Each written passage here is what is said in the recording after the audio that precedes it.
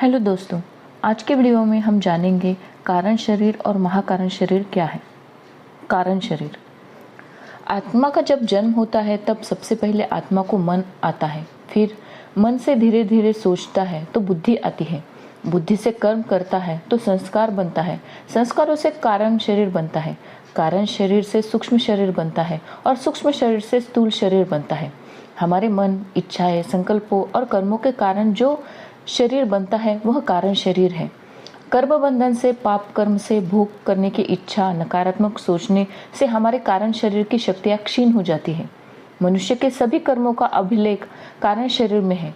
कारण शरीर चार्ज करके विकर्म को विनाश कर सकते हैं। कारण शरीर चार्ज होने से आत्मा में प्रकाश तत्व बढ़ जाता है और आत्मा विष्णुपुरी में यानी कारण जगत में चली जाती है।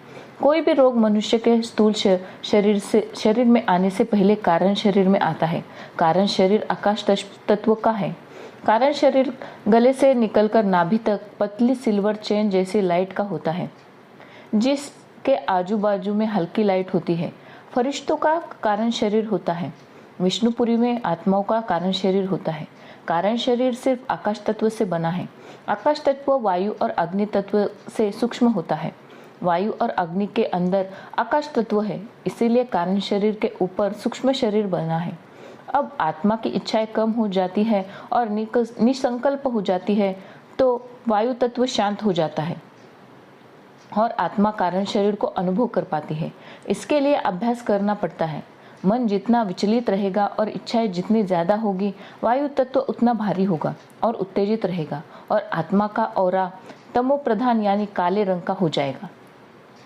आगे हम जानेंगे महाकारण शरीर क्या है। महाकारण शरीर तीन परम तत्वों का होता है: परम आकाश, परम वायु तत्व और परम अग्नि। परम तत्व के सभी सूक्ष्म होता है। तत्व के अंदर परम तत्व है, यानी तत्व परम तत्व से बना है। जब मन में इच्छाएं बढ़ गई तब आत्मा ज्यादा संकल्प करने लगी और तब परम तत्व धीरे धीरे तत्व में परिवर्तित हो गए। आत्मा के संकल्प तत्व के माध्यम से काम करते हैं। आत्मा जितना ज्यादा संकल्प करती है, तत्व में उतनी ऊर्जा का क्षय होता है। इसीलिए परम तत्व में ऊर्जा तत्व से ज्यादा है। कारण शरीर के अंदर महाकारण शरीर है। इस आत्मा में महाकारण शरीर सिर्फ वो योग से अपने महाकारण शरीर को अनुभव करेगी और महाकारण जगत में यात्रा कर सकती है। जब आत्मा में आकाश तत्व बढ़ जाता है तो वो शांति का अनुभव करती है और तब आत्मा में परम तत्व की मात्रा बढ़ जाती है तो परम शांति का अनुभव करती है।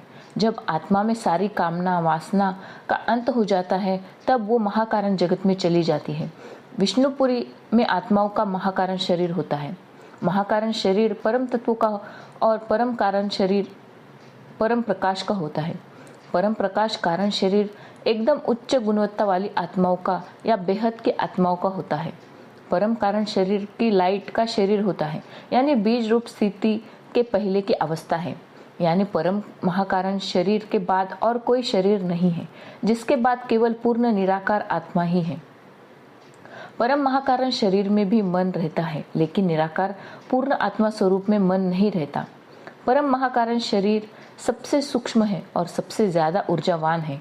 महाकारण शरीर का आधार परम महाकारण शरीर है। जितना ऊपर की ओर आत्मा जाती है, उसका शरीर सूक्ष्म से सूक्ष्म हो जाता है और ऊर्जावान हो जाता है। पूर्ण आत्मा स्वरूप में ना मन रहता है, ना कोई शरीर रहता है। वो निर्गुण निराकार बीज रूप स्थिति में है। यहाँ पर हमारा यह वीडियो समाप्त होता है। मिलते हैं हम अपने अगले वीडियो में।